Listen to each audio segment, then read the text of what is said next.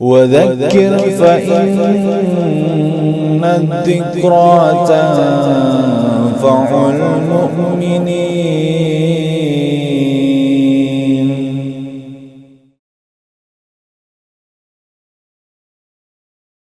Allahumma salli ala Muhammadin wa ala ali Muhammad kama sallaita ala Ibrahim wa ala ali Ibrahim innaka Hamidum Majid. Allahumma barik ala Muhammadin wa ala ali Muhammad kama barakta ala Ibrahim wa ala ali Ibrahim innaka Hamidum Majid. Amma ba'd, fa inna asdaqal hadis kitabullah wa khairal hadi hadi Muhammadin sallallahu alaihi wasallam wa syarrul umuri muhdatsatuha fa inna kulla muhdatsatin bid'ah wa kulla bid'atin dhalalah wa kulla dhalalatin finnar. Alhamdulillah kita bisa jumpa lagi untuk kajian berikutnya. Ya, untuk diingatkan sebelumnya bahwa kita ketika sudah berniat kuat untuk mempelajari agama kita yaitu Islam, ya karena kita menginginkan kelak nanti di hari kiamat pada saat kita mempertanggungjawabkan semua amalan kita di akhirat kelak ya. Jadi kita sudah memiliki tabungan, kita sudah memiliki ya pahala-pahala kebaikan. Ya mudah-mudahan kita memperoleh kebaikan-kebaikan itu dan ketika ditimbang ya akan ditimbang ya amalan-amalan soleh kita akan lebih berat daripada amal-amal keburukan kita. Tetapi kita untuk menjadikan amal-amal kita soleh, amal-amal kita diterima oleh Allah Subhanahu wa Ta'ala, agar amal-amal kita ini diakui, ya adalah kita beramal itu sesuai dengan ilmu. Kita harus beramal sesuai dengan apa yang telah dijelaskan ya oleh Allah Subhanahu wa Ta'ala dan yang dicontohkan oleh Rasulullah SAW, yaitu di dalam ayat-ayat Al-Quran dan hadis-hadis Nabi. Dan kemarin sebelumnya sudah jelaskan tentang kewajiban kita mempelajari Al-Quran dan As-Sunnah, yaitu mempelajari Al-Quran dan hadis. Jadi ketika kita ini ya punya keinginan kuat untuk mempelajari agama kita, maka kita tidak boleh jauh ya dari Al-Quran dan hadis. Tidak boleh ada seseorang mempelajari agamanya atau dia itu belajar kepada seseorang yaitu masalah agamanya, lalu dalam kajian-kajian atau dalam pembahasan-pembahasan itu tidak pernah ia menyinggung ayat-ayat Allah dan juga hadis-hadis Nabi. Karena di dalamnya pasti akan ada kesesatan. Ya karena juga sudah diingatkan, dahulu Rasulullah SAW pernah mewasiatkan kepada kita bahwa beliau itu telah meninggalkan kepada kita, telah mewariskan kepada kita dua hal yang kalau kita berpegang teguh kepada dua hal itu dijamin kita tidak akan tersesat untuk selamanya. Ya, dan itu sudah diulang-ulang. Ya, apa itu yang telah diwariskan, yang telah ditinggalkan oleh Rasulullah untuk umatnya, untuk kita, yaitu Al-Quran dan Sunnah.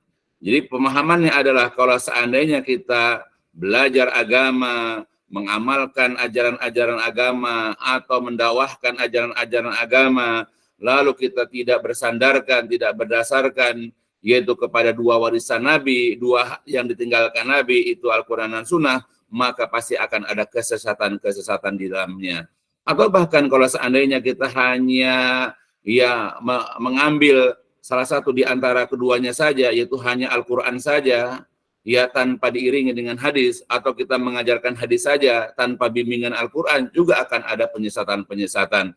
Apalagi kalau kedua-duanya dalam mengajarkan agama, kita tidak pernah mengambil ayat-ayat Al-Quran dan hadis-hadis Nabi. Kita mengajarkan agama, yaitu hanya kepada apa? Yaitu hanya kepada mimpi-mimpi orang tertentu. Hanya dari pengalaman-pengalaman orang tertentu, atau bahkan kita mempelajari agama dari akal logika seseorang yang disampaikan kepada kita, pasti di dalamnya akan ada kesesatan. Makanya Allah juga berpesan kepada kita, misalnya dulu sudah dijelaskan dalam Quran surat Al-Isra, a'udzubillahi minasyaitonirrajim, wala taqfu ma laisa laka bihi ilmun. Ya, janganlah kalian mengikuti sesuatu, apakah mengucapkan, apakah mengerjakan sesuatu ma laisa min, ya yang tidak ada ilmu. Ya wala taqu ma laisa laka bihi ilmun. Janganlah kamu mengikuti sesuatu yang tidak ada ilmu itu bagimu. Ya, tidak boleh kita tanpa ilmu lalu kemudian mengerjakannya. Kita melaksanakan ini, melaksanakan itu, atau mengucapkan ini, mengucapkan itu, dan seterusnya. Harus berdasarkan ilmu. Ya, tidak boleh kita dengar atau kita lihat langsung kita praktekkan. Karena semuanya, ya inna sam'a wal basara wal fuada, karena sesungguhnya pendengaran, penglihatan dan hati itu semuanya nanti adalah akan dimintai pertanggungjawaban. Jadi apa yang biasa kita dengar, apa yang biasa kita lihat, apa yang kita rasakan dengan hati kita, lalu kemudian kita melakukannya, lalu kita mengucapkannya tanpa kita mengetahui dasar ilmunya, nanti kelak di yaumil qiyamah akan dimintai tanggung jawab, aliyadzubillah. Nah, apakah kita sudah siap ya nanti di yaumil qiyamah, di hari kiamat dimintai pertanggungan jawab. Ya, maka belajarlah kita ini membiasakan diri ya di dalam menghadiri kajian-kajian, atau kita mengamalkan ajaran agama kita, atau kalau kita sudah mampu menyampaikan perkara agama kita, selalu bersandarkan, selalu berlandaskan yaitu kepada Al-Quran dan Sunnah sebagaimana ya kemarin sudah kita pelajari. Nah, untuk lebih memantapkan, untuk lebih menegaskan tentang kewajiban kita sebagai seorang muslim, yaitu dalam beramal, di dalam berucap, ya kita harus bersandarkan kepada Al-Quran Sunnah. Sekarang kita bahas yang lebih detail lagi. Al-Imam Al-Bukhari rahimahullah pernah membuat satu bab ya tentang masalah ini. Jadi beliau pernah mengatakan al-ilmu qabla al-qauli wal amal. Ilmu itu adalah sebelum kita ini berucap. Ya, sebelum kita menyampaikan, sebelum kita berdakwah, sebelum kita menasihati, dan sebelum kita beramal. Maka pada saat kita hendak menyampaikan sesuatu, perkara-perkara agama, atau pada saat kita hendak mengamalkan berbagai macam perkara agama, maka awali dengan ilmu. Dan ilmu itu kata para ulama, al-ilmu ma qalallahu wa rasul. Ilmu itu adalah apa yang diucapkan oleh Allah dan Rasul. Wa ma siwahuma, adapun selain daripada itu, selain daripada Al-Quran Sunnah, falaisa bi ilmin, maka itu bukanlah ilmu. Ya, belajarlah kita mempertebal ilmu kita dengan senantiasa mempelajari agama, atau senantiasa menghadiri kajian-kajian yang menyampaikan kepada kita ayat-ayat Al-Quran dan juga hadis-hadis Nabi Shallallahu Alaihi Wasallam. Nah, oleh itulah kita sebagai seorang muslim sekarang, ya kita hendaklah memperkuat pemahaman kita, keimanan kita, keyakinan kita akan validnya, akan kesahihannya daripada ayat-ayat Al-Quran. Nah, oleh itulah sekarang kita belajar tentang bagaimana sikap kita terhadap Al-Quran. Ya, sebagai muslim, semua kita pasti mengakui bahwa kitab kita adalah Al-Quran. Bahkan setiap kita pasti akan mengatakan bahwa kita ini cinta kepada Al-Quran. Bahkan di setiap rumah, ya kita pasti akan memiliki Al-Quran. Ya, bahkan kadang-kadang Al-Quran dijadikan sebagai mahar kadang-kadang oleh sebagian orang. Ya, oleh sebab itu, bagaimana sikap kita terhadap Al-Quran? Nah, kebanyakan kita menjadikan Al-Quran itu hanya sebagai bacaan saja. Dia belajar Iqra, setelah lancar Iqra, dia baca Quran besar, lalu dia belajar tajwid, lalu dia belajar tahsin. Ya, ketika dia sudah lancar, dia sudah merasa hebat. Dia sudah merasa ini dan merasa itu terhadap Al-Quran. Padahal kita terhadap Al-Quran bukan hanya kita pandai membaca saja. Bukan hanya sekedar kita ini ya lancar, mahir di dalam membaca Al-Quran. Tapi ada hal yang lain yang harus kita miliki terhadap Al-Quran. Yang pertama adalah bagaimana sikap kita terhadap Al-Quran. Yang pertama adalah beriman. Ya, kita wajib beriman kepada Al-Quran. Ya, Allah Subhanahu wa Ta'ala telah mewajibkan kepada kita untuk beriman kepada Al-Quran sebagaimana disebutkan di dalam Al-Quran surat At-Taghabun surat ke-64 ayat 8. A'udzu billahi minasyaitonir rajim. Fa aminu billahi wa rasulihi wan nuril ladzi anzalna wallahu bima ta'maluna khabir. Allah mengatakan fa'aminu, maka berimanlah kalian billahi kepada Allah, wa rasulihi, dan berimanlah kalian pula kepada rasulnya, wan nuri, dan juga berimanlah kalian kepada cahaya, kepada nur, alladzi anzalna, yang kami telah turunkan. Berimanlah kalian kepada Allah, kepada Rasul-Nya, dan juga kepada cahaya yang kami telah turunkan. Maka sebahagian ahli tafsir menafsirkan kata-kata an-nur ini yaitu dengan Al-Qur'an. Ya, jadi kata Allah, maka berimanlah kalian kepada Allah, berimanlah kalian kepada Rasul-Nya, dan berimanlah kalian kepada Al-Qur'an yang kami telah turunkan. Wallahu, dan Allah itu bima ta'maluna khabir. Dia itu maha mengetahui apa yang kalian kerjakan. Itu perintah pertama dalam Al-Quran, agar kita beriman kepada Allah, Rasul, dan Al-Quran. Begitu juga di dalam ayat yang lain, dalam Al-Quran surat Al-Baqarah, yaitu surat kedua ayat 285, Allah Jalla wa'ala mengatakan, amana rasulu bima unzila ilaihi min rabbihi wal mu'minun. Kullun amana billahi wa malaikatihi wa kutubihi wa rusulih. La nufarriqu baina ahadim min rusulih. Wa qalu sami'na wa ata'na ghufranaka rabbana wa ilaikal masir. Jadi Allah mengatakan amanah telah beriman ar-rasul-rasul.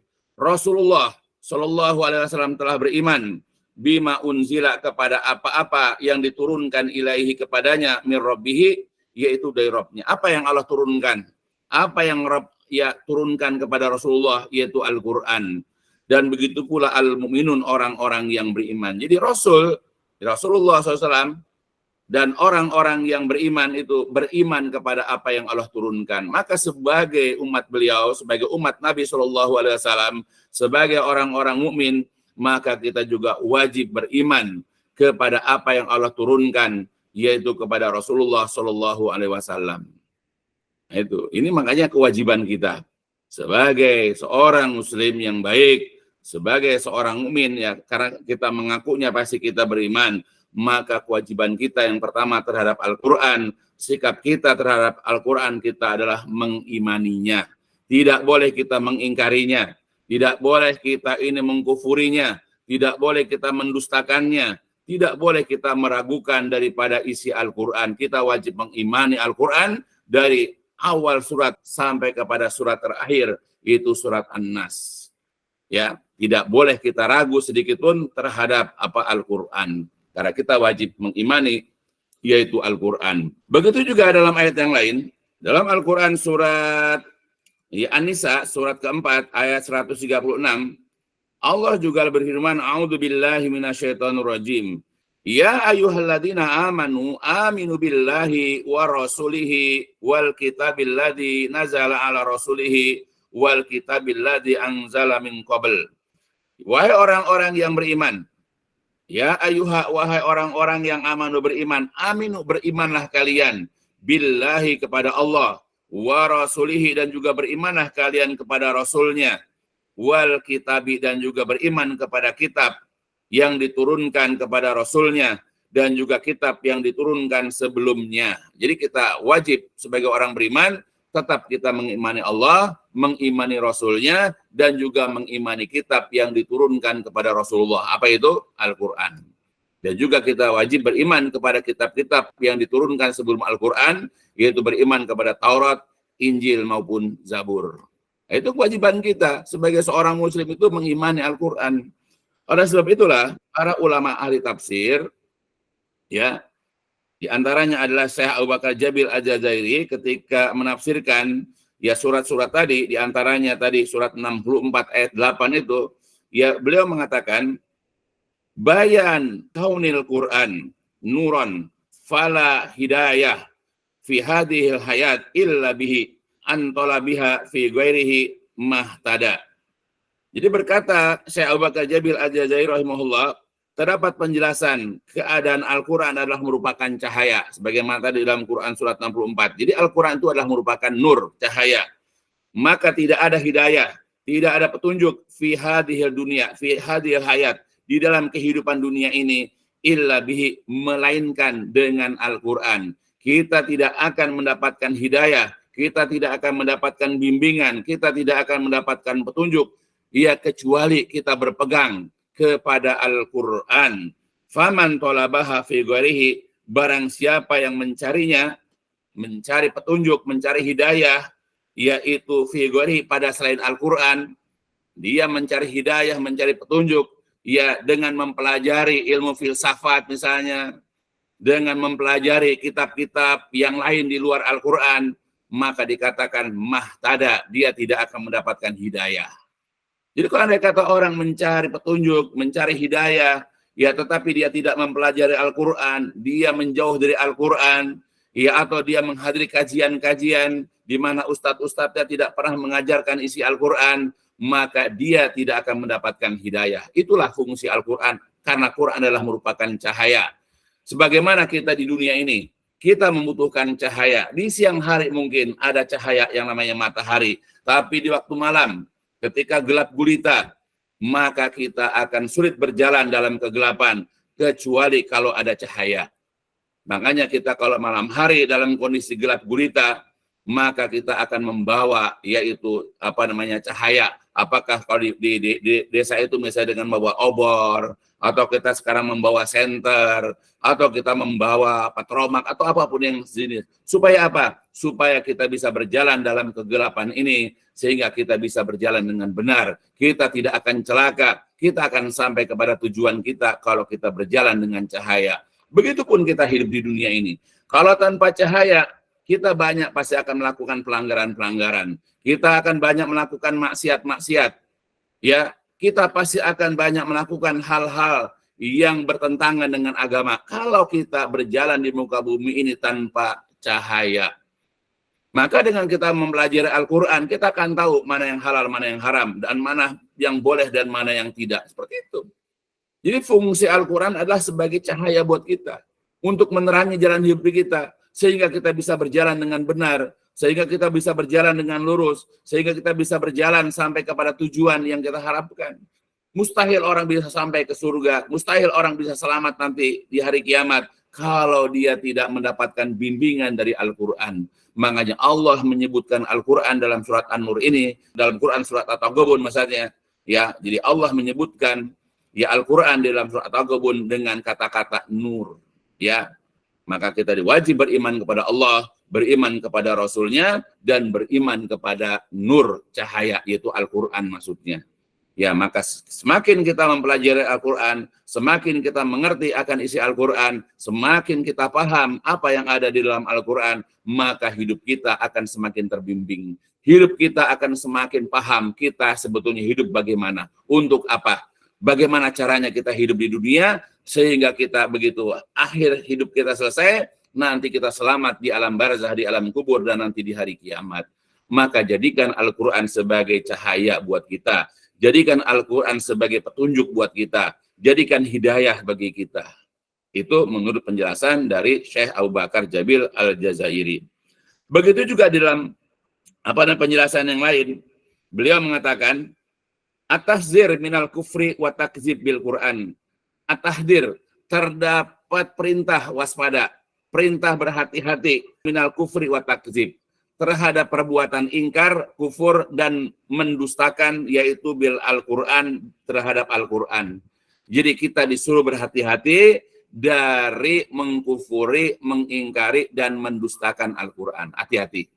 Jangan sampai ada terbetik dalam diri kita, jangan sampai ada terlintas dalam diri kita mengingkari Al-Quran, dan kita ini mendustakan Al-Quran. Wa syara'ihi, dan juga syariat-syariatnya, wa ahkamihi, dan juga hukum-hukumnya. Fa inna dzalika yaqudu ilan nar, karena sesungguhnya yang demikian itu dapat menyeret pelakunya ilan nar, ke dalam neraka. Jadi kalau kita ini mengingkari Al-Quran, kalau kita ini mendustakan Al-Quran, maka perbuatan kita mendustakan dan mengingkari Al-Quran, hati-hati, karena bisa dapat menyeret kita, dapat membawa kita yaitu kepada neraka, liyadzubillah. Maka wajib bagi kita untuk senantiasa beriman, ya, dengan keimanan yang sempurna. Tidak ada keraguan, tidak ada kebimbangan sedikit pun dalam diri kita untuk mengimani ya Al-Quran. Allah Subhanahu wa Ta'ala juga berfirman, ya, di dalam surat Al-Baqarah, ya, dalam Quran surat kedua, ayat ke-85. A'udzu billahi minasyaitonir rajim. Summa antum haula'i taqtuluna anfusakum wa tukhrijuna fariqam minkum min diyarihim tazaharuna 'alaihim bil ismi wal udwan wa ya'tukum usara tufaduhum wa huwa muharramun 'alaikum ihrajuhum. Ini merupakan sifat orang-orang Yahudi ya. Kemudian kalian membunuh diri kalian sendiri dan mengusir sekelompok orang di antara kalian dari kampung-kampung halaman kalian. Kalian saling bantu-membantu ya atas pengusiran mereka dengan perbuatan dosa dan permusuhan. Tetapi jikalau mereka datang kepadamu sebagai tawanan, kalian menebus mereka. Padahal mengusir mereka adalah merupakan yang diharamkan, yaitu bagi kalian. Nah ini kita ambil kalimatnya. Allah mengatakan kemudian, afatu'minuna bi ba'dil kitabi wa takfuruna bi ba'din? Mengapa kalian beriman kepada sebahagian Alkitab dan kalian mengingkari sebahagian yang lain? Jadi ada orang mengimani sebahagian, mengkufuri sebahagian. Walaupun ini ayat ditujukan untuk orang-orang Yahudi, tetapi ini terjadi pada umat kita ini, umat Islam. Umat kita ini ya suka mengimani dan mengingkari. Ya, mengimani dan mengingkari sebahagian. Ayat-ayat yang sesuai dengan hawa nafsunya, ayat-ayat yang sesuai dengan keinginannya, dia imani. Tapi kalau andai kata ada ayat-ayat Al-Quran yang bertentangan dengan hawa nafsunya, yang berseberangan dengan hawa nafsunya, yang tidak cocok dengan keinginannya, maka dia mengingkarinya dan menolaknya. Itulah kita umat.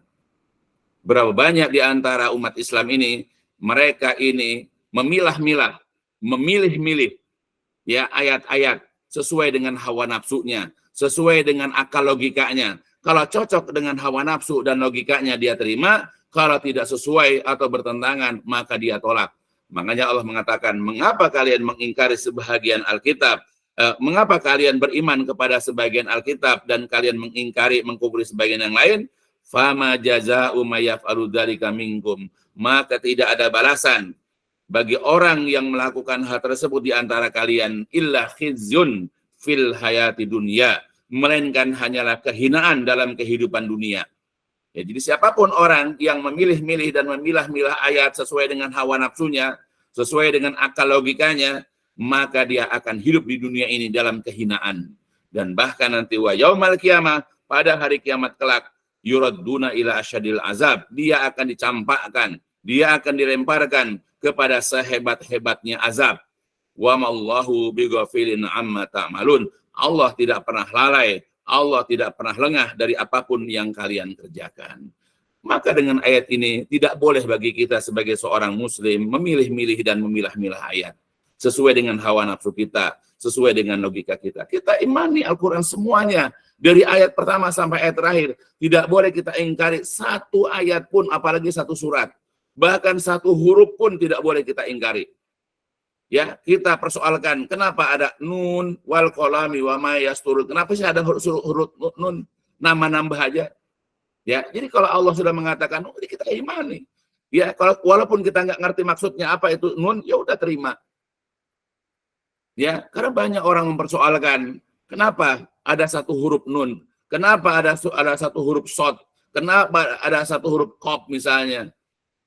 Ya, terus ada yang dua yasin, ada yang tiga alif lam mim atau alif lam ra misalnya, atau yang banyak kah ya ain shad. Apa maksudnya? Tidak usah kita ini mempersoalkan, karena Allah maunya mengawali surat itu dengan qaf, mengawali surat dengan shad, mengawali surat dengan nun, mengawali surat dengan alif lam mim dan begitu seterusnya. Allah maunya begitu, kita tinggal mengimaninya. Ya. Jadi walaupun itu bertentangan dengan akal logika kita, walaupun itu tidak sesuai dengan hawa nafsu atau logika kita, kita wajib terima. Sebagai seorang mukmin, ya kita wajib mengimani apapun yang difirmankan oleh Allah Subhanahu wa taala dalam Al-Qur'an. Tidak boleh kita ya mengimani sebahagian dan mengingkari sebahagian. Ya, tetapi ini karena ada ayatnya, artinya akan selalu ada di antara umat ini, yaitu bahkan umat Islam, di mana mereka itu akan melakukan perbuatan seperti itu, yaitu mereka mengimani dan mengkufri sebahagian demi sebahagian. Ya, ada di antara umat yang begitu. Begitu juga dalam ayat yang lain. Allah Jalla wa'ala juga berfirman di dalam Al-Quran surat Al-Hijr, ya, tentang ada orang yang suka begitu, mengimani sebahagian, mengkafiri sebahagian. Allah mengatakan dalam Quran surat Al-Hijr, ya, Ayatnya ke 89 sampai ke 91. A'udzu billahi minasyaitonir rajim. Wa qul inni anan nadhirul mubin. Dan katakanlah wahai Nabi, ini sesungguhnya aku adalah an-nadhiru, pemberi peringatan al-mubin yang nyata. Kama anzalna alal muqtasimin, sebagaimana kami telah turunkan kepada al-muqtasimin, orang yang suka membagi-bagi, orang yang suka memilah-milah. Ya, siapa mereka? Yaitu alladzina, orang-orang yang ja'alu, telah menjadikan ya Al-Qur'an ini idin, ya, dia itu berkelompok-kelompok. Ya, orang yang suka menjadikan ayat-ayat Al-Qur'an ini idin, menjadi bahagian demi bahagian. Ada bahagian yang diimani, ada bahagian yang diingkari. Ya. Nah, jadi Allah sendiri sudah mengabadikan akan ada di antara umat ini di mana mereka akan memilah-milah, di mana mereka akan memilih-milih, mereka membuat bahagian-bahagian dari ayat-ayat Allah, mana yang mereka terima dan mana yang mereka tolak. Ya, kita juga mungkin begitu. Masih ada di antara kita, kalau ayat-ayat cocok dengan kita, maka kita terima. Kalau ayat-ayat itu enggak ya cocok dengan kita terima, tapi kalau enggak cocok dengan kita, maka kita kemudian menolaknya, atau minimal kita akan mengabaikannya. Nah, itu ada. Makanya kita wajib beriman. Iman itu, walaupun kita sudah ngaku beriman, tetap kita disuruh beriman. Karena beriman kepada Al-Quran itu hukumnya wajib. Ya, tidak boleh bagi kita ragu sedikit pun, bimbang sedikit pun terhadap Al-Quran. Maka kewajiban kita yang pertama, ya, atau akhlak kita, adab kita yang pertama terhadap Al-Quran itu adalah mengimani. Bukan hanya sekedar membaca, tapi kita imani. Dan kita iman bukan kepada sekedar Al-Quran itu sebagai satu kitab. Mungkin kalau kaum muslimin dikatakan beriman nggak pada Al-Quran, banyak orang mengatakan iman. Tapi begitu sudah dikupas ayat demi ayat satu persatu, dijelaskan ayat demi ayat, barulah kelihatan dia beriman atau tidak. Semua orang ngaku cinta kepada Al-Quran. Tapi begitu dijelaskan satu ayat demi satu ayat tentang perintah ini, perintah itu, ya anjuran ini, anjuran itu dalam Al-Quran, maka di situ kelihatan keimanan teruji. Dia mengimani enggak apa yang ada dalam Al-Quran surat sekian ayat sekian. Ya, bentuk imannya dia terima apa enggak? Dia amalkan atau tidak? Begitu juga ketika ada ayat-ayat larangan, di situ diuji juga iman dia kepada Al-Quran. Dia percaya enggak dengan Al-Quran? Ya. Nah, jadi kita iman itu bukan hanya kepada benda Al-Qur'annya saja, tapi juga kepada isi kandungannya. Karena tadi dikatakan Al-Quran itu sebagai cahaya yang memberikan cahaya bimbingan kepada kita, sehingga kita bisa berjalan dengan lurus, kita bisa berjalan tanpa kesulitan, kita bisa berjalan sampai kepada tujuan. Itu fungsi Al-Quran. Ya, karena Al-Quran itu adalah merupakan hudan, petunjuk. Al-Quran itu adalah merupakan cahaya. Maka kita tidak boleh hanya mengambil bahagian demi bahagian. Karena Al-Quran sudah terang benderang. Menyuruh kepada kita ini, menyuruh kita itu, melarang kita ini, melarang kita itu. Gitu. Ya, tapi begitulah ya. Di antara umat ini, ada yang mengakunya beriman, tapi begitu sudah dikupas, begitu sudah dijelaskan, ya tentang ayat-ayat, apakah itu surat Al-Fatihah, lalu dijelaskan surat Al-Baqarah, dijelaskan surat Al-Imran, sampai kepada surat An-Nas, disitulah timbul ya keingkarannya, timbul keraguannya, timbul di situ dia mulai mendustakan ayat ini dan mulai mendustakan ayat itu. Nah, ini bisa kita lihat di masyarakat kita. Ya, bagaimana mereka itu diuji keimanannya atau mungkin timbul keraguan setelah dijelaskan ayat demi ayat, apakah itu bentuk perintah ataupun bentuk larangan. Ya, maka hendaklah kita sebagai seorang muslim wajib mengimani ayat Quran itu secara menyeluruh. Ya, dari surat Al-Fatihah sampai kepada surat An-Nas. Kita imani. Tidak boleh kita meragukan. Tidak boleh kita ini bimbang kepada isi Al-Quran.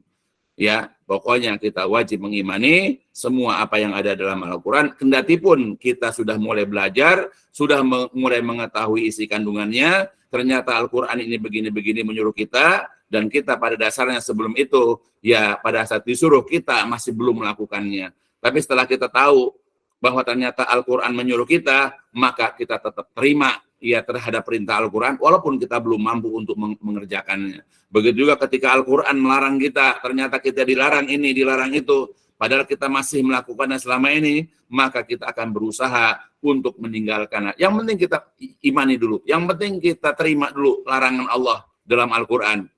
Ya, kendati pun kita belum mampu untuk meninggalkannya secara penuh. Ya, wajib bagi kita untuk mengimani Al-Quran. Itu adab yang pertama kita terhadap Al-Quran, tidak hanya sekedar membaca, tapi juga kita hendaklah mengimani Al-Quran. Dan iman itu ada di dalam hati kita. Ya, imani betul bahwa Al-Quran adalah benar, Al-Quran adalah hak, tidak ada keraguan sedikit pun dalam Al-Quran. Makanya awal surat Al-Baqarah diawali dengan kewajiban kita mengimani Al-Quran. Ya, Allah mengatakan, a'udzubillahi minasyaitonirrajim, alif lam mim, dzalikal kitabu la raiba fihi. Alif lam mim. Dzalikal kitab. Kitab itu yaitu Al-Qur'an. La raiba, tidak ada keraguan fihi padanya. La raiba fihi, tidak ada keraguan padanya. Hudal lil muttaqin, sebagai petunjuk bagi orang-orang yang bertakwa. Jadi ingat ya, jadi di awal surat Al-Baqarah saja ya sudah kita diingatkan, kita sudah dikabarkan, sudah diberitahukan oleh Allah bahwa kitab Al-Quran ini tidak ada keraguan. Ya, baik dari sisi bahasanya, baik dari sisi ajarannya, atau apapun yang ada di dalam Al-Quran tidak ada keraguan, semuanya adalah benar. Semuanya adalah sahih. Semuanya itu adalah merupakan bimbingan untuk kita sebagai seorang muslim. Maka pelajari Al-Quran dan kita imani. Baik, itu yang pertama. Yang kedua, kewajiban kita atau adab kita kepada Al-Quran adalah kita ini hendaklah membaca, kemudian juga menghafal Al-Quran dengan batas kemampuan kita. Jadi kita sebagai seorang muslim, setelah kita mengimani Al-Quran, bahwa Al-Quran memang datang dari Allah, diturunkan kepada Rasulullah, untuk kita umat manusia khususnya kaum muslimin, itu kita imani tanpa keraguan, maka kewajiban selanjutnya bagi kita adalah hendaklah kita membiasakan diri membaca Al-Quran. Belajar baca. Ya, yang masih terbata-bata, baca, belajar. Nah, sambil kita baca, kita menghafal Al-Quran. Ya, sedikit demi sedikit. Ya, yang pendek-pendek Al-Fatihah, apalagi kan bisa dipergunakan untuk sholat misalnya. Nah, ini sebagaimana dari dalil hadis ya. Jadi kebanyakan kalau masalah membaca dan menghafal, itu di dalam hadis-hadis Nabi Shallallahu Alaihi Wasallam. Yang pertama adalah Rasulullah SAW ya pernah bersabda di dalam hadis yang diriwayatkan oleh Imam Muslim dari Abu Umamah, beliau mengatakan, Iqra'ul Qur'an, fa innahu ya'ti yaumal qiyamah syafi'an li ashabihi. Jadi kata beliau, Iqra'ul Qur'an, bacalah Al-Qur'an. Ya, fa innahu, karena sesungguhnya dia Al-Quran ini ya'ti akan datang yaumal qiyamah, pada hari kiamat, syafi'an, sebagai pemberi syafaat, li ashabihi, bagi orang yang membaca dan mengamalkannya. Hadis dalam riwayat Imam Muslim. Ya, jadi di sini Rasulullah memerintahkan kepada kita untuk membaca, dan asal hukum perintah adalah wajib. Kalau kita sebagai seorang muslim, ya, kita mengaku umat Nabi Shallallahu Alaihi Wasallam, maka biasakanlah membaca Al-Quran. Kenapa kita mampu nonton televisi sekian lama? Ya, waktunya. Kenapa kita bisa bermain game berjam-jam, menghabiskan waktu kita tidak hanya di waktu malam saja, bahkan kadang-kadang malam saja kita bisa berjam-jam. Ya, bisa dari ya jam tidur kita jam 10 sampai jam 2 malam. Sampai subuh telat misalnya. Kenapa kita bisa bermain game? Yang menghabiskan uang, menghabiskan waktu, membuat kesal orang tua. Kenapa bisa coba bermain game? Menghabiskan kuota orang tua misalnya, menghabiskan uang.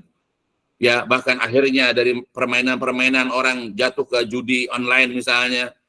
Ya, coba bayangkan. Tapi membaca Al-Quran yang barangkali hanya dia baca, ya hanya 15 menit. Atau paling lama kalau dia baca 1 juz juga, ya normalnya itu sekitar 1 jam kurang. Kenapa berat membaca Al-Quran? Padahal kita disuruh ya bermain game tidak ada dalilnya. Tapi membaca Al-Quran ada diperintahkan. Kenapa kita malas membaca Al-Quran? Pada ini perintah, dan asal hukum perintah adalah wajib. Ya, Nah, apalagi faedah dari kita membaca Al-Quran? Jelas sekali kata Rasulullah di sini.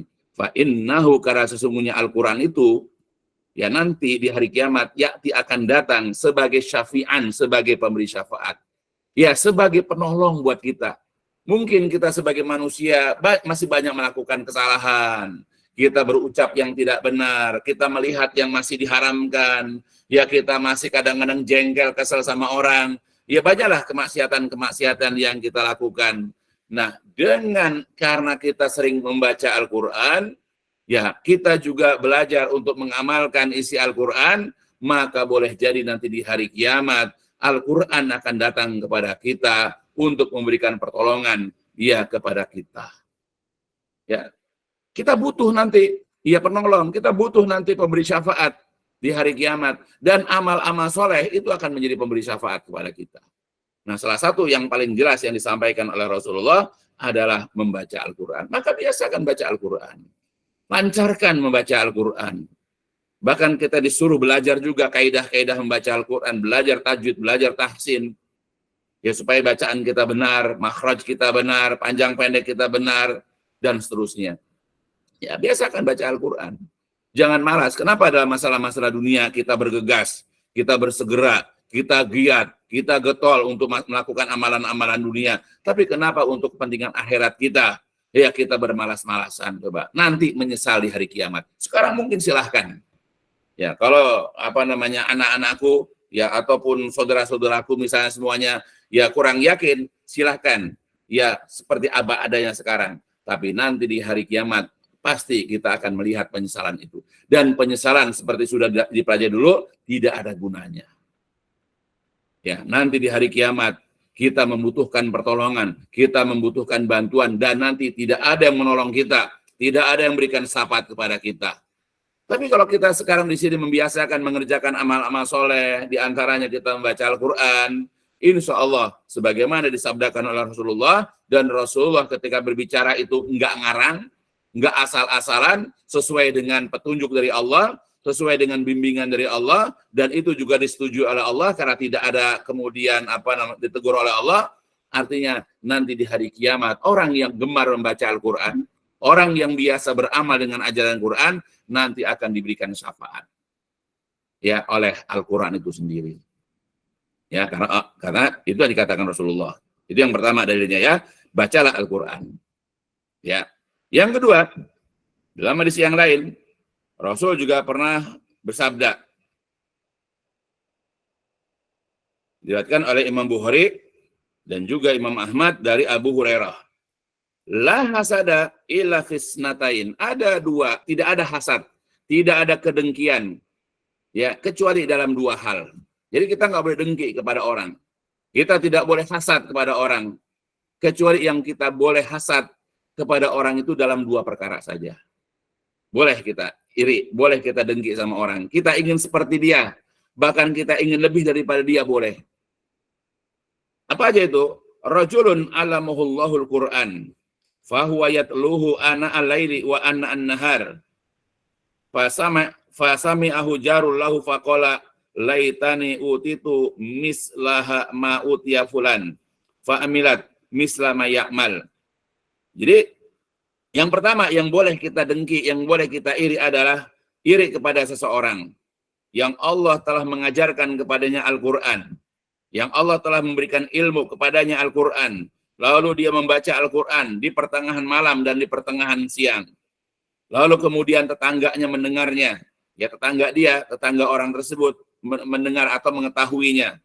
Lalu dia berkata, laitani, duhai kiranya aku, itu diberikan mislama utia fulan, seperti yang diberikan kepada si fulan. Cobalah andai kata saya seperti dia, saya juga paham Quran, saya diberikan kemudahan dalam mengamalkan terhadap Al-Quran, membaca, mengerti, mengamalkan seperti dia. Kemudian utitu mislama utia, aku diberikan seperti apa yang diberikan kepada si fulan, fa'amiltu mislama ya'ma, maka aku juga akan beramal seperti apa yang diamalkan.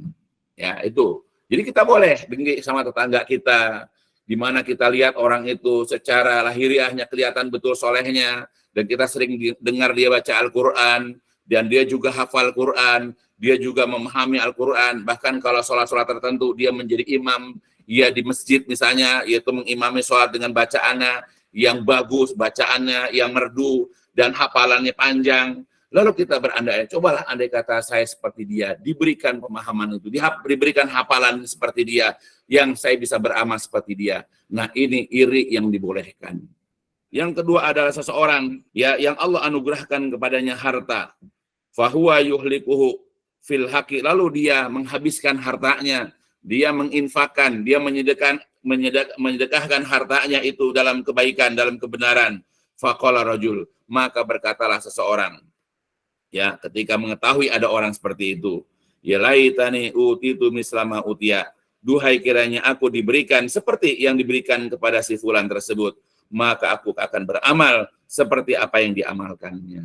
Nah, jadi kita boleh iri kepada orang yang punya harta, tapi dia pergunakan harta itu untuk membangun masjid, ya, untuk membantu orang tuanya, untuk membantu kerabat-kerabatnya, membantu ipar-iparnya, membantu fakir miskin, ya, atau apa saja kebaikan-kebaikan, ya. Lalu dia iri, ingin seperti orang itu. Coba seandainya aku diberikan seperti yang dilakukan ya oleh dia, maka saya juga akan melakukan, saya juga akan mengerjakan seperti yang dia kerjakan. Boleh kita memiliki iri dalam hal tersebut. Bukan iri dengan ilmunya, bukan iri dengan hartanya, tapi juga iri dengan perbuatannya. Jadi kita iri dengan perbuatan soleh orang lain. Ya, tadi dia diberikan pemahaman Al-Quran, ada orang yang rajin bersedekah, ya dengan hartanya, ya itu dibolehkan. Ya, makanya diberikan ilmu dan diamalkan, ya, atau diberikan harta dengan banyak disedekahkan, itu adalah merupakan bentuk kemuliaan. Ya, makanya kita boleh iri, kita boleh dengki kepada orang yang seperti itu. Kita boleh berharap bisa seperti orang tersebut. Ya. Nah, jadi yang pertama ini yang kita ambil. Jadi kita iri kepada orang yang diberikan ilmu Al-Quran, dia itu pandai baca Al-Quran, dia itu hafal Quran, dia memahami isi Al-Quran, dia mengamalkan ajaran Al-Quran, lalu kita iri ingin seperti dia, yang nanti akhirnya kita bisa beramal seperti amalan orang tersebut. Nah, itu dibolehkan. Ini bentuk kemuliaan orang yang diberikan pemahaman, pengertian tentang ilmu agama. Ya, khususnya Al-Quran. Ya, dibolehkan. Ya, seperti itu. Nah, oleh karena itulah, Nabi juga mengatakan lagi dalam hadis yang lain, ya, untuk menunjukkan bahwa membaca, menghafal Al-Quran itu adalah suatu kemuliaan. Dia mengatakan lagi dalam hadis yang lain, di mana hadis ini diriwayatkan oleh Imam Tirmidzi, Muslim, Bukhari, dan yang lain-lainnya dari Aisyah radhiyallahu anha. Kata beliau, alladzi yaqra'ul Qur'an wa huwa mahirun bihi ma'as safaratil bararah walladzi yaqra'ul Qur'an wa yata'ta'u fihi wa huwa alaihi syak lahu ajran. Jadi Rasul pernah mengatakan, orang yang membaca Al-Qur'an wa huwa mahir bihi, sedangkan dia mahir dalam membacanya, mahir dalam melafazkannya, mahir dalam makhrajnya, ya dalam segala hal dia mahir, bahkan dia juga karena dia paham isinya, kalau dibaca Al-Qur'an tentang sesuatu dia menangis. Ya, sampai meneteskan air mata karena mahirnya itu. Nah, maka orang yang membaca Al-Quran dengan mahir ini, nanti di hari kiamat kelak, dia akan bersama para malaikat yang baroroh, malaikat-malaikat yang baik. Nah, kemudian lagi, walladzi yaqra'ul Qur'an, orang yang membaca Al-Quran, wa yata'ta, dan dia terbata-bata di dalam membaca Al-Quran karena belum mahir dia, karena dia masih baru belajar, dia masih mengejak bacaan Al-Quran, tapi dia punya kesungguhan untuk belajar, maka kata Rasulullah, ya, wahwa alaihi sakun, dan dia kesulitan untuk membaca Al-Quran, falahu lahu ajran, dia akan mendapatkan 2 pahala. Ya, itu pahala membacanya dan pahala dia bersungguh-sungguh, yaitu karena terbata-batanya. Nah, itulah Syekh Salim bin Aid Al-Hilali mengatakan dalam kitabnya, yaitu kitab Bahzatun Nazirin, beliau mengatakan, alladzi yudawimu ala qiraatil Qur'an wa yahrusu alaihi manzilatahu a'dhamu min manzilatihi man la yudawimu ya ala qiraatihi. Jadi orang yang merutinkan, orang yang mendawamkan membaca Al-Qur'an dan orang itu bersungguh-sungguh atasnya, bersungguh-sungguh ya berambisi atas membaca Al-Qur'an, maka kedudukannya nanti ya martabatnya nanti dia di hari kiamat itu lebih besar daripada kedudukan orang yang tidak merutinkan. Jadi orang kalau rutin membaca Al-Qur'an walaupun sedikit, ya walaupun barangkali cuma 1 halaman dia mampunya, tapi dia rutin, kedudukan orang yang rutin, yang dawam, yang kontinu membaca Al-Qur'an nanti di yaumil kiamah kedudukannya lebih tinggi daripada orang yang tidak merutinkan membaca Al-Qur'an. Itu yang pertama. Yang kedua, may yaqra'ul Qur'an wa huwa syakun alaihi lahu ajron. Jadi orang yang membaca Al-Qur'an dalam keadaan kesulitan karena dia terbata-bata, maka dia akan mendapatkan 2 pahala. Yaitu pertama adalah ajrun ala qiraatihi, yaitu pahala yaitu membacanya, wa akhar ala masyaqqatihi wa ta'atihi. Ya, dan yang kedua atau yang lain adalah pahala dari kesulitan dia membaca dan karena terbata-batanya.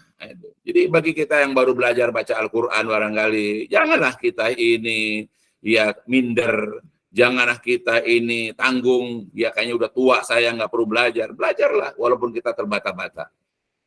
Belajar kepada orang yang memahami atau orang yang mengerti bagaimana cara membaca Al-Qur'an.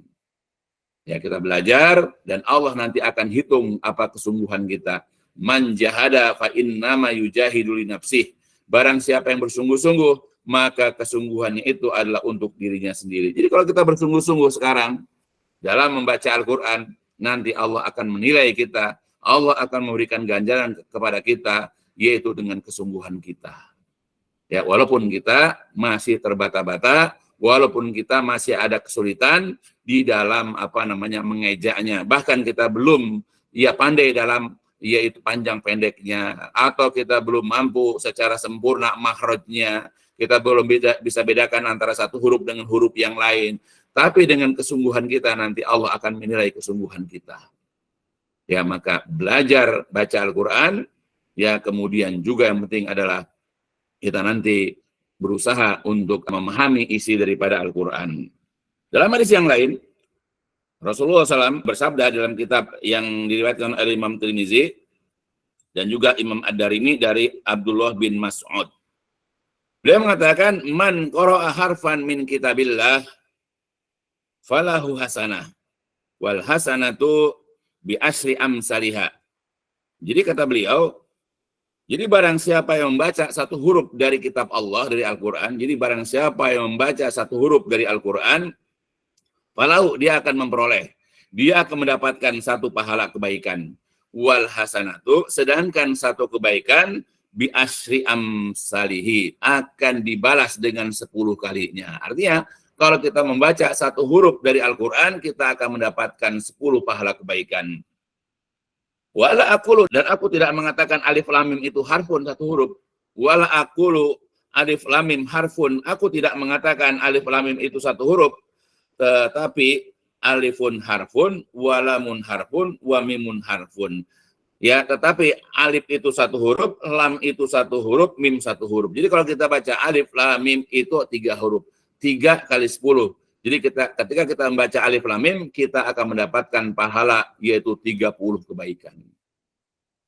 Bayangkan kalau di awal surat Al-Baqarah saja ayat 1 sampai 5 berapa huruf? Kali 10. Jadi berapa banyak kebaikan-kebaikan yang kita bisa ambil dari membaca Al-Qur'an. Dan ini tidak pada yang lainnya. Kita membaca yang lainnya, kita baca novel, kita baca ini, baca itu, apalagi kita melakukan hal-hal yang ya tidak disyariatkan, apalagi itu. Menghabiskan waktu kita, bayangkan, menghabiskan waktu untuk hal yang sia-sia. Ya, hanya untuk kesenangan sementara, hanya untuk kebahagiaan sesaat, ya. Bayangkan berapa banyak waktu yang terbuang percuma.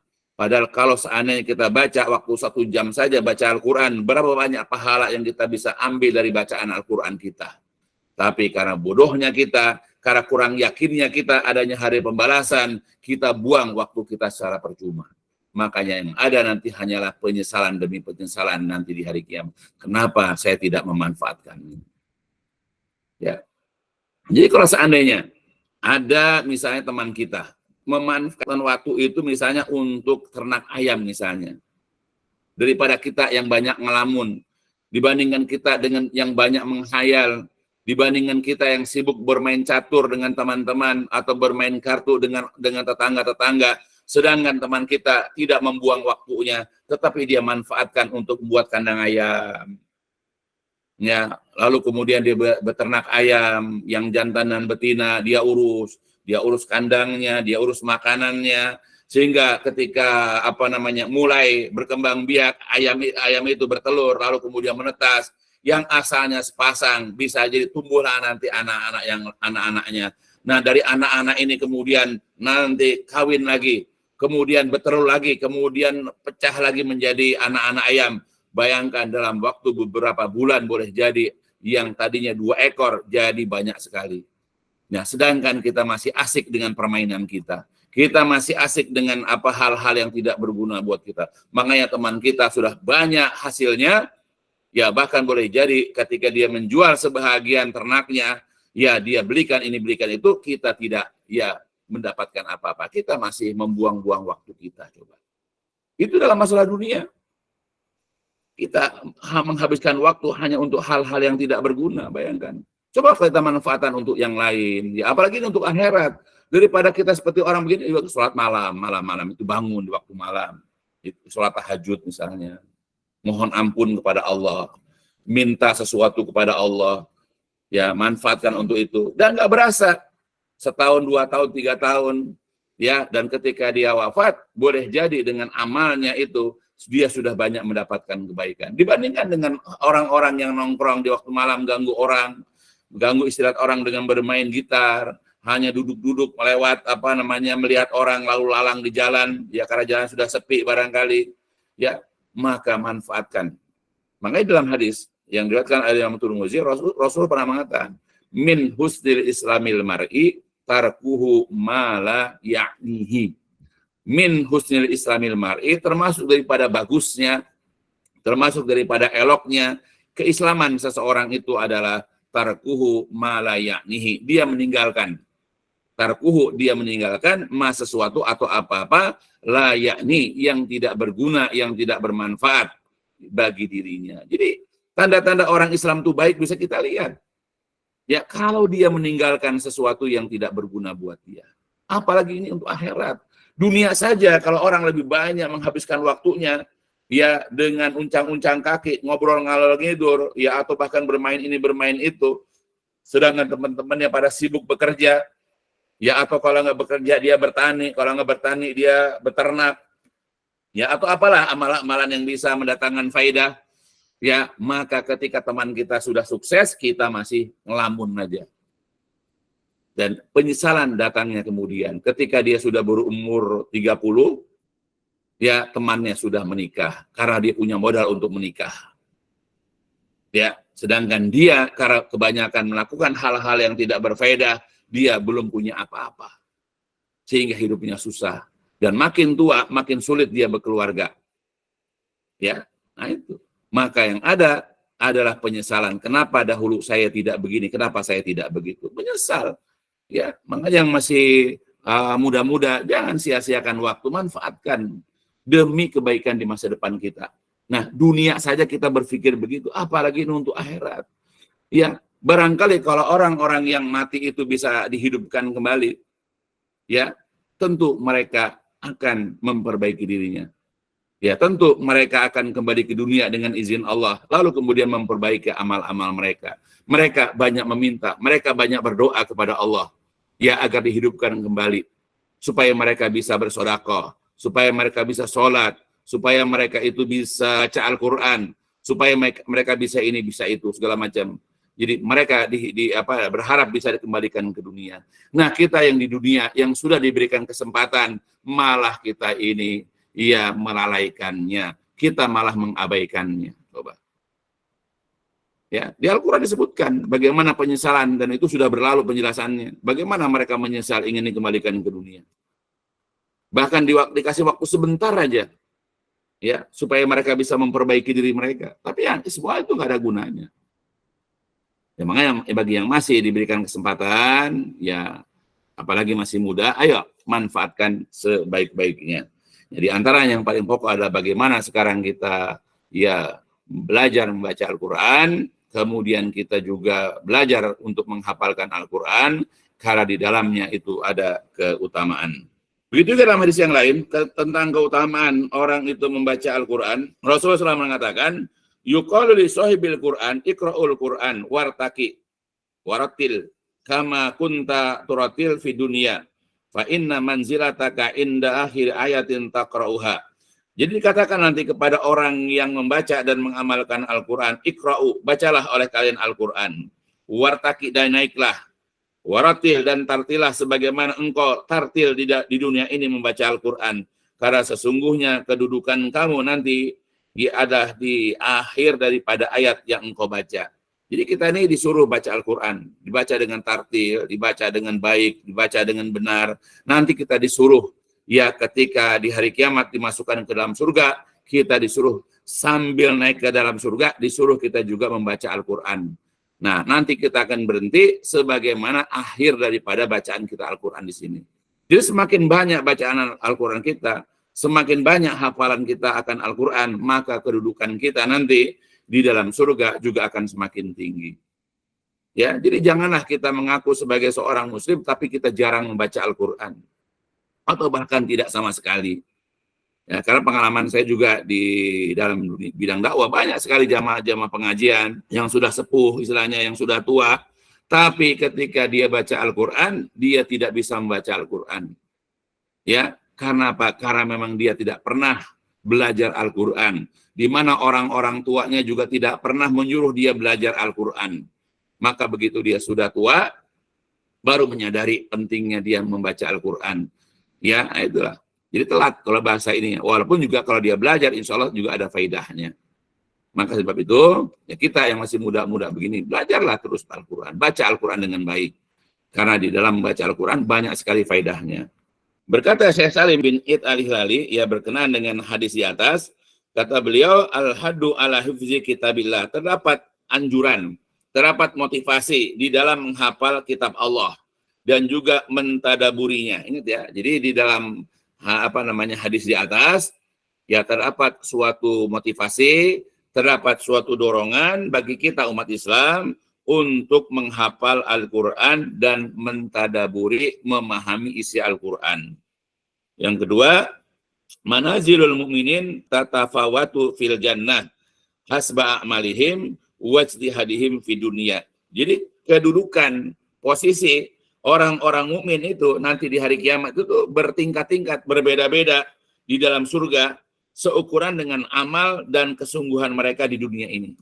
Jadi tiap-tiap orang nanti begitu masuk surga, ya karena dia orang beriman, dia adalah orang-orang yang soleh, tapi nanti kedudukannya, tempatnya di surga itu berbeda-beda. Nah, semua ini penyebabnya adalah karena amal-amalnya dan karena tingkat kesungguhan dia di dalam beramal. Maka kalau kita rajin baca Al-Quran, kita bersungguh-sungguh dalam baca Al-Quran, kita tidak pernah mengabaikan dalam membaca Al-Quran, memahami Al-Quran, mengamalkan Al-Quran, maka boleh jadi kedudukan kita di surga juga nanti akan tinggi. Maka jangan hanya kita berharap, jangan kita hanya berdoa, jangan hanya kita meminta Al-Quran, minta surga, jangan. Tetapi kita juga harus membuktikannya.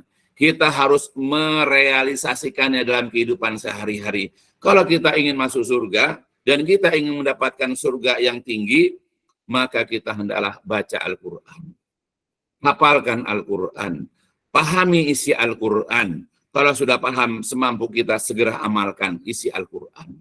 Insya Allah dengan sebab itulah nanti Allah akan masukkan kita ke dalam surga, dan boleh jadi mudah-mudahan dengan sebab itu Allah akan tinggikan derajat kita di dalam surga. Kata beliau lagi, tilawatul Quran wa tadaburihi rabi'u sadril mu'min fa huwa yatma'innu biha fi dunya wa yataladzadu biha fil akhirah. Jadi membaca Al-Quran dan mentadaburinya, ya, membaca Al-Quran dan memahami isi Al-Quran adalah merupakan rabi' sadril mukmin, adalah merupakan isi, ya, dada seorang mukmin.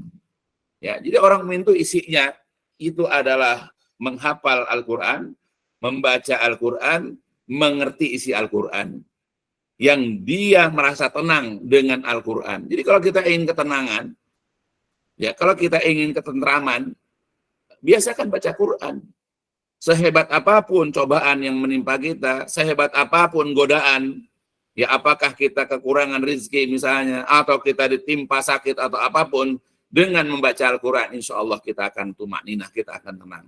Apalagi Allah juga mengatakan, ala bizikrillahi tatma'innul qulub. Ingatlah, dengan mengingat Allah, hati akan menjadi tentram. Ingat ya, ala, ingatlah, bizikrillah, dengan mengingat Allah, hati ini akan tenang.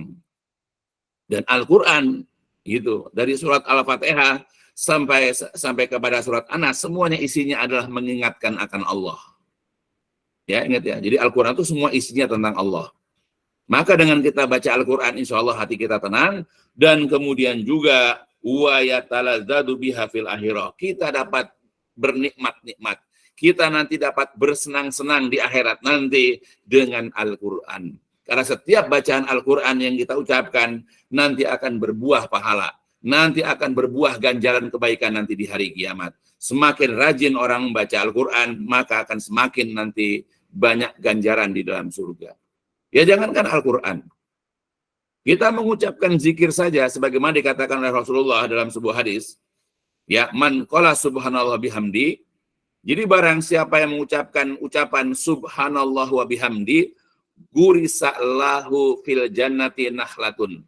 Ya, jadi barang siapa yang mengucapkan ucapan subhanallah bihamdi, akan ditanamkan untuk dia di dalam surga itu satu pohon korma. Jadi kalau kita ingin menyuburkan surga yang nanti kita tempati, yang mudah-mudahan nanti kita akan tempati, maka perbanyak zikir-zikir. Di antaranya adalah subhanallah wa bihamdi. Daripada kita banyak ngomel, daripada kita banyak ngelamun atau apapun, perbanyak berzikir kepada Allah. Karena ucapan zikir kepada Allah ini, di antara subhanallah bihamdi, nanti akan dijadikan sebagai satu bentuk tanaman di dalam surga, yaitu tanaman itu kurma. Dan banyak lagi yang lain, dalil-dalil yang lain.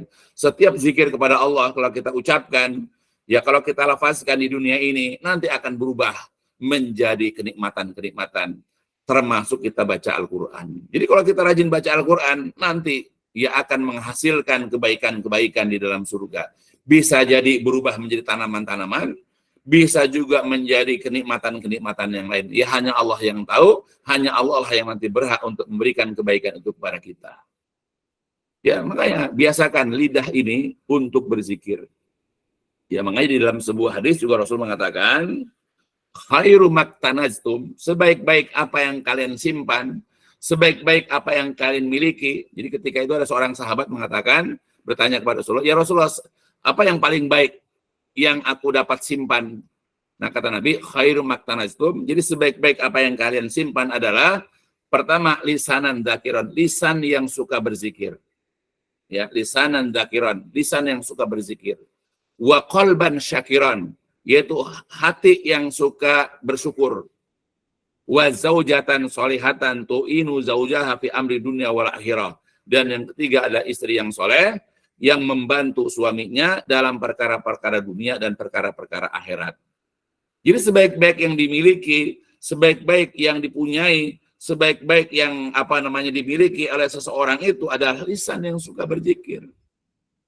Ya bukannya harta yang melimpah, bukan jabatan yang tinggi, bukan rumah megahnya, tapi lisan. Ya, dan dibandingkan lisan yang suka memaki, mencaci, menggibah, lisan yang suka berzikir ini adalah merupakan sebaik-baik yang dimiliki oleh seseorang, di samping hati yang suka bersyukur, di juga samping istri yang soleh. Ya, maka milikilah lisan yang suka berzikir. Lisan yang selalu basah, ya itu lidahnya, untuk selalu mengingat Allah Subhanahu wa Ta'ala. Nah itulah dalil-dalil berkenan dengan kita dianjurkan untuk membaca Al-Quran. Ya biasakan. Ya makanya juga ada aturan kita dalam adab membaca Al-Quran, yaitu ya kita usahakan menghatamkannya, tetapi dibatasi, tidak boleh lebih daripada 3 hari, sebagaimana juga dalam hadis yang lain. Sebab kalau kita menghatamkan Al-Quran 30 juz, ya kurang dari 3 hari, maka dipastikan bacaan kita itu amburadul. kita tidak paham apa yang kita baca, maka paling mentok ya batas bacaan kita ini 3 hari. Jadi artinya 1 hari 10 juz. Itu sampai adab bagaimana membaca, menghatamkan Al-Quran itu ada. Karena menunjukkan pentingnya kita ini dalam membaca Al-Quran. Kemudian selanjutnya, setelah kita membaca atau kita menghafal Al-Quran, apa adab yang lain yang kita harus miliki? Yaitu kita hendaklah mempelajari. Kita memahami isi Al-Quran. Nah, ini sebagaimana di dalam banyak ayat, di antaranya adalah Al-Quran surat Shad, surat ke-38 ayat 29, Allah mengatakan, A'udzubillahi minasyaitonirrajim, kitabun anzalnahu ilaika mubarakul yadabbaru ayatihi waliyatadzakara ulul albab. Ini adalah sebuah kitab yang diberkahi, yang kami telah menurunkan kitab ini kepadamu, wahai Nabi, supaya mereka mentadaburi ayat-ayatnya. Jadi Al-Quran ini adalah sebuah kitab yang diturunkan kepada Rasulullah untuk kita, umat manusia, khususnya kaum muslimin, di mana Al-Quran ini diberkahi. Untuk apa Allah turunkan Quran kepada kita melalui Rasul? Adalah liyadabbaru, agar kita mentadaburi, agar kita ini mempelajari dan memahami ayat-ayatnya. Jadi Al-Quran itu bukan hanya untuk dibaca, bukan hanya untuk dihafal, tapi agar kita mentadaburi. Apa itu makna? Ya alhamdulillah rabbil alamin. Apa makna iyyaka na'budu wa iyyaka nasta'in? Jangan cuma kita hafal, jangan cuma kita tahu artinya, tapi kita tadaburi apa maksud, apa tujuan dari ayat ini, ayat itu. Ya, dan tentu bagi kita yang ingin mempelajari harus kepada orang yang memang ahli dalam bidangnya, yaitu orang yang memahami Al-Quran. Ya, orang yang tahu bahasa Arab, orang yang tahu ilmu nasih mansukh, orang yang tahu asbabun nuzul dari ayat-ayat, dan begitu seterusnya. Yang nanti akan kita pelajari itu. Bagaimana cara kita memahami Al-Quran dan hadis. Itu ya. Itu yang pertama. Yang kedua, Allah juga berfirman dalam ayat yang lain, dalam Quran surat ke-47, surat Muhammad ayat ke-24, A'udzubillahi minasyaitonirrajim, afala yatadabbarunal Qur'an am ala qulubin akfaluha. Afala, mengapakah tidak yatadabbaruna, mereka mentadaburi Al-Quran? Mengapa mereka tidak mempelajari? Kenapa mereka tidak memahami Al-Quran? Atau apakah karena memang hati mereka itu ada belenggunya? Jadi apa penyebab orang itu melakukan kemaksiatan? Apa yang menyebabkan orang itu tidak dapat hidayah? Apa yang menyebabkan orang itu dalam kesesatan? 2 hal. Yang pertama, karena dia tidak tadabbur Al-Quran, dia tidak memahami, dia tidak mau mempelajari Al-Quran. Yang kedua, mungkin dia pelajari, tapi hatinya sudah tertutup.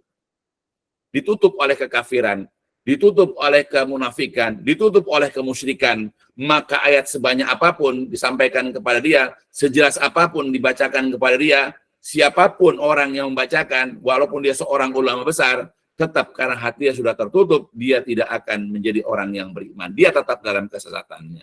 Jadi kesesatan seorang itu karena pertama tidak tadabbur Al-Quran. Ya. Makanya Allah mengatakan, mengapa mereka tidak tadabbur Al-Quran? Kenapa mereka tidak mempelajari dan memahami Al-Quran? Ayolah pelajari Al-Quran. Tadabburi Al-Quran. Jangan hanya sebatas dibaca.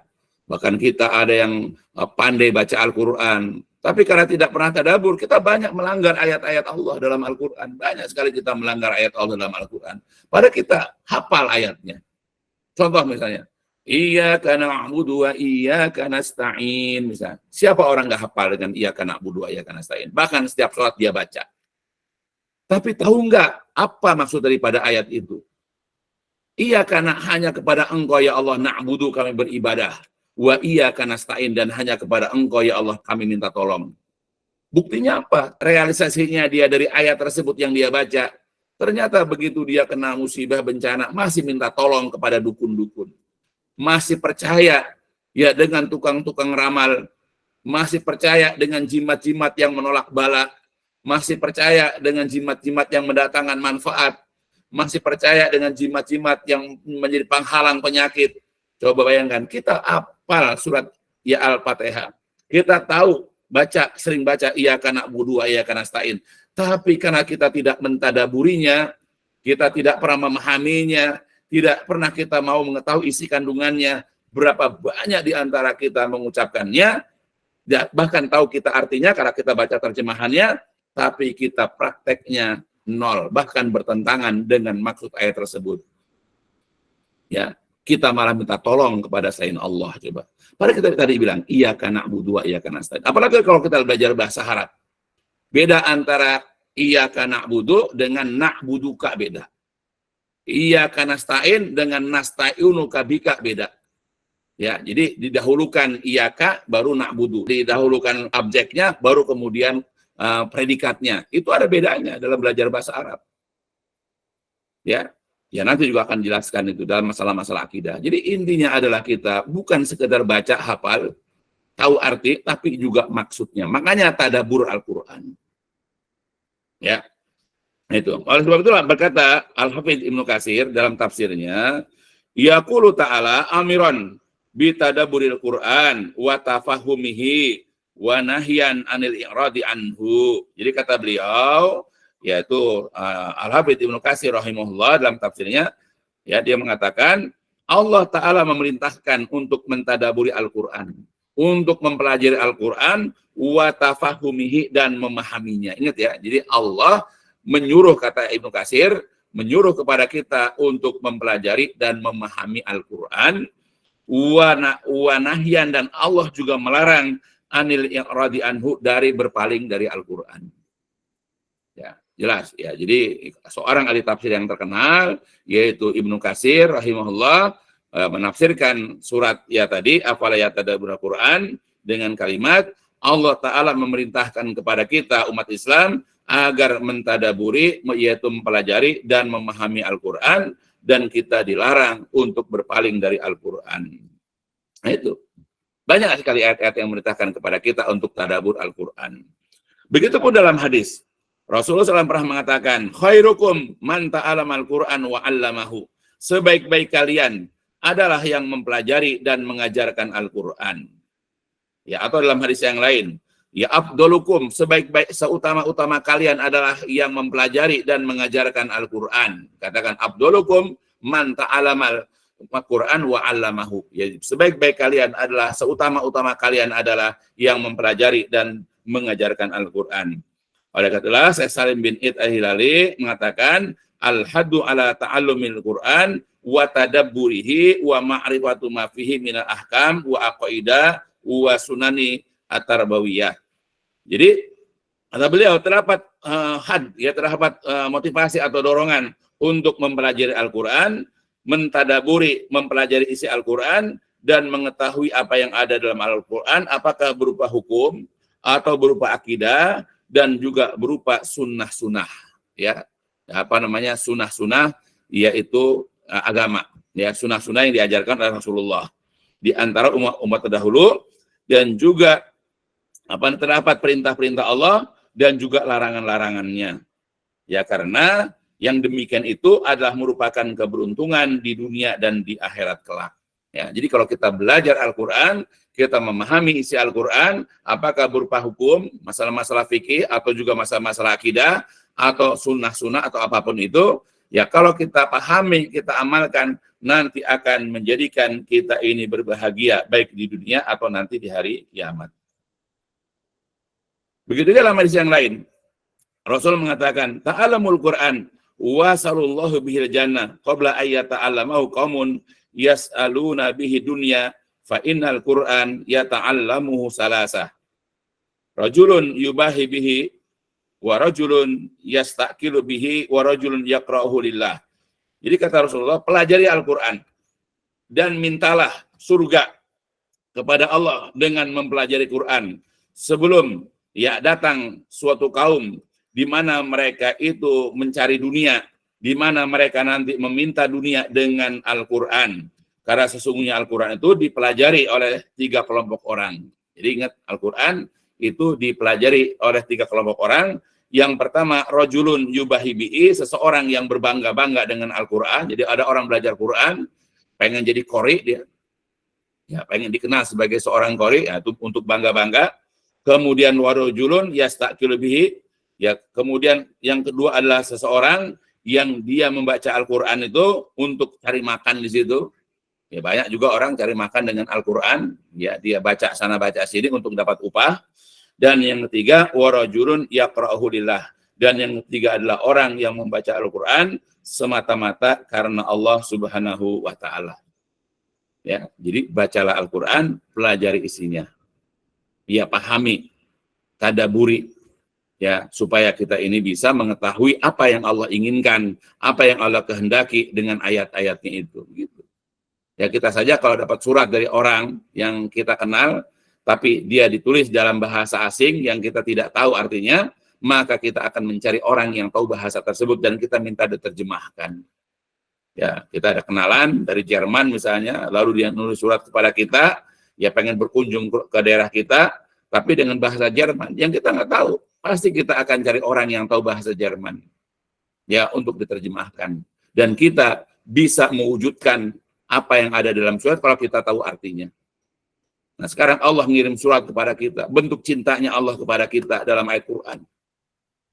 Ya, makanya kita harus tahu apa isi Al-Quran, supaya kita dapat merealisasikannya, supaya kita dapat mewujudkan apa yang Allah kehendaki di dalam ayat-ayatnya. Maka baca Al-Quran, imani Al-Quran, dan tadaburi, pelajari isinya. Nah, setelah kita ini memahami, berusaha mempelajari apa itu isi Al-Quran, selanjutnya adalah kita diperintahkan untuk mengamalkan Al-Quran. Ya, kita disuruh untuk mengamalkan Quran sebagaimana yang diperintahkan oleh Rasulullah.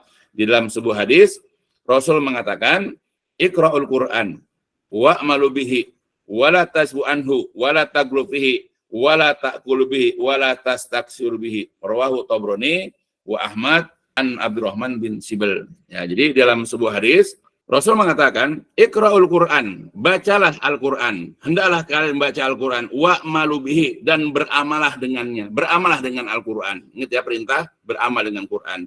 Wala tasbu anhu, janganlah kalian jauh darinya, jangan jauh dari Al-Quran. Kemudian juga, wala taglufi, jangan pula kalian berlebihan padanya. Wala ta'kulu bihi, janganlah kalian mencari makan dengan Al-Quran. Wala tastaksiru bihi, dan jangan pula kalian memperbanyak harta dengannya. Nah, jadi kita ambil bagian pertama aja, bacalah Al-Quran dan beramalah dengannya. Jadi belajar kita Al-Quran, kita pahami isi Al-Quran. Setelah kita paham, barulah kita ya mengamalkan apa-apa yang ada di dalam Al-Quran. Sebagaimana perintah Allah, ya dari ya firman-firmannya di dalam ayat-ayat Allah yang mulia. Begitu juga ada di sini dalam riwayat Imam Tabrani, Imam Ahmad, dan yang lain-lainnya. Ya, dari Abdurrahman bin Sibel. Kemudian hadis yang selanjutnya dari Jabir, Nabi juga bersabda, Al-Qur'anu safi'un musyafa'un wa mahilun musodakun man ja'alahu amamahu qadahu ila jannah wa man ja'alahu khalfa zuhrihi saqahu ila nar. Jadi kata Rasulullah, Al-Quran, Quran itu adalah safi'un musyafa', adalah pemberi syafaat yang diterima nanti syafaatnya. Jadi Al-Quran itu adalah pemberi syafaat. Ya, sebagaimana dalam hadis sebelumnya. Yang musyafa' yang nanti akan diterima. Diizinkan oleh Allah untuk memberikan syafaat. Dan juga wa mahirun musodakun. Dan Al-Quran juga adalah merupakan pembela nanti. Ya, orang yang membaca dan mengamalkannya, di mana dia musodakun dan dibenarkan dia nanti untuk membela.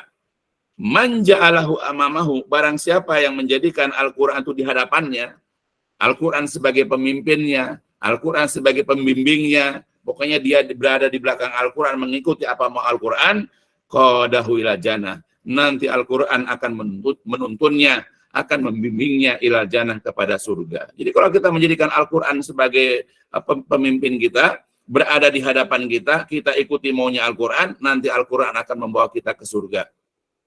Tetapi waman ja'alahu, barang siapa yang menjadikan Al-Quran khalfa zuhrihi, di belakangnya, dia taruh belakang, jadi dia tidak ngikutin Al-Quran, tapi dia paksa Al-Quran untuk ngikuti dia, maka dikatakan saqahu ilan nar, nanti Al-Quran dia akan menggiringnya ilan nar, ke dalam neraka, aliyadzubillah. Jadi kalau kita menjadikan Al-Quran sebagai pembimbing kita, sebagai yang kita ikuti, nanti Al-Quran akan membawa kita ke surga. Ya, akan menuntun kita ke surga.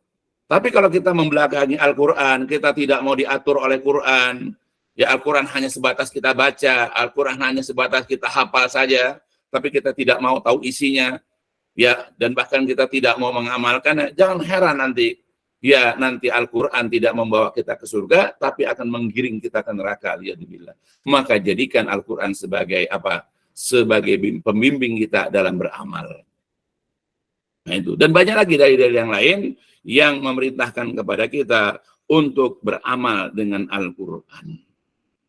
Ya, apalagi jelas-jelas sekali di dalam Al-Quran, Allah mengatakan bahwa Al-Quran itu sebagai hudan, sebagai petunjuk lil muttaqin, bagi orang-orang bertakwa. Jadi kalau kita adalah orang-orang bertakwa, maka Al-Quran kita jadikan sebagai petunjuk buat kita. Ya, supaya kita tahu mana yang harus kita kerjakan dan mana yang harus kita tinggalkan. Mana yang dikatakan halal, mana yang dikatakan haram, mana yang begini, mana. Jadi Al-Quran sebagai apa? Sebagai petunjuk buat kita.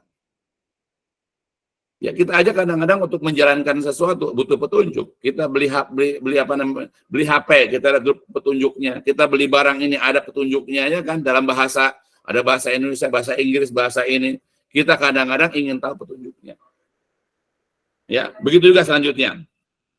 Yang selanjutnya adalah sikap kita terhadap Al-Quran adalah mengajarkan dan mendakwahkan Al-Quran. Ya, jadi kita tidak hanya sebatas mengamalkan. Kalau kita sudah punya kemampuan, maka kita dianjurkan untuk mengajarkan, ya, atau menyampaikan, mendakwahkan Al-Quran. Nah, ini sebagaimana tadi dalam hadis, sebaik-baik kalian adalah yang mempelajari Al-Quran dan mengajarkannya. Orang yang paling utama di antara kalian adalah yang mempelajari Al-Quran dan mengajarkannya. Banyak ya perintah-perintah itu. Jadi kalau kita sudah punya kemampuan, baca Al-Quran, amalkan, dan ajarkan. Begitu juga dalam hadis riwayat Ibnu Majah, beliau mengatakan, man alama ilman falahu ajru man amila bihi la yanqusu min ajril amil. Jadi barang siapa yang mengajarkan satu ilmu, maka dia akan mendapatkan pahala orang yang beramal dengannya dan tidak akan berkurang dari pahala orang yang mengamalkan tersebut. Jadi kalau kita mengajarkan orang satu ilmu yang kita ambil dari Al-Quran, lalu orang itu mengamalkannya, kita akan mendapatkan pahala dari orang yang mengamalkannya. Tetapi amalan orang itu tidak akan berkurang gara-gara kita mendapatkan amal tersebut. Ya, inilah diantara adab kita kepada Al-Quran. Hendaklah kita mengimaninya, hendaklah kita membaca dan menghafalnya, hendaklah kita mempelajari, mentadaburi, memahami isi Al-Quran. Setelah itu hendaklah kita berusaha mengamalkan apa yang ada di dalam Al-Quran. Dan kalau kita juga ada kemampuan, maka kita hendaklah mendakwahkan, mengajarkan, menyebarluaskan tentang isi Al-Quran. Ya, semua butuh proses, semuanya butuh waktu untuk semuanya itu. Tapi yang paling penting bagi kita sekarang adalah cintai Al-Quran dengan mengimaninya. Ayo kita baca, ayo kita pelajari isinya. Kalau sudah kita tahu isinya, maka usahakanlah kita untuk mengamalkannya. Dan kita berusaha juga untuk menyebarluaskan, mengajak orang-orang untuk mengimani dan mengamalkan Al-Quran. Itu aja barangkali. Di sini sudah azan, ya, jam 3 kurang, jadi ya, asar itu. Baik, itu aja yang bisa disampaikan. Insya Allah Ahad depan kita akan lanjutkan lagi berkenaan pembahasan dengan masalah hadis. Jadi kita satu-satu sekarang pahami dulu akan Al-Quran, nanti setelah itu baru kita ajarkan tentang masalah hadis dan seterusnya. Insya Allah kita akan bersambung terus ya untuk pelajaran-pelajaran berikutnya. Ya mudah-mudahanlah sementara bisa dipahami, bisa dimengerti ya, dan kita bisa ya belajar terus ya untuk bisa memahami agama kita dengan baik. Baik, itu aja yang bisa dipelajari, sudah selesai. Insya Allah kita akan sambung Ahad depan. Walhamdulillahirrahmanirrahim. Subhanakallahumma wa bihamdika asyhadu an la ilaha illa anta. Assalamualaikum warahmatullahi wabarakatuh. الدين النصيحة قلنا لمن يا رسول الله قال لله ولكتابه ولرسوله ولأئمة المسلمين وعمتهم